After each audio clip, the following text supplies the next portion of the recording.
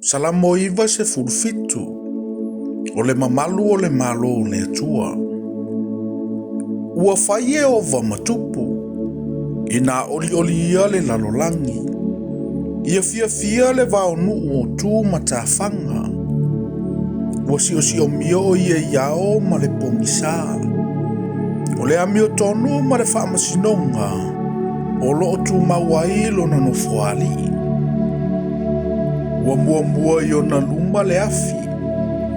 E susunu whaatali o lio ai e waita i a te ia. O na wila ua malama ai le atu laulau. Ua iloa le lalolangi o na ngatete ai lea.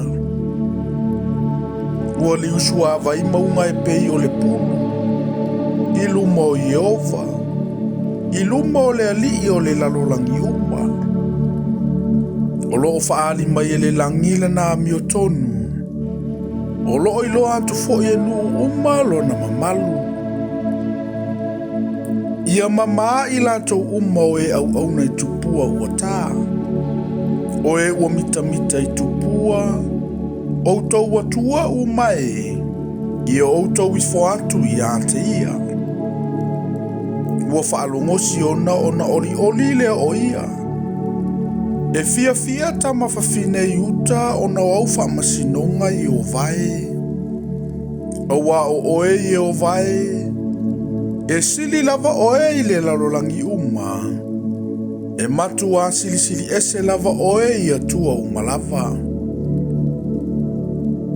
O tau e ua lolo whaatu i a Yehova. I o tau ino i mea leanga.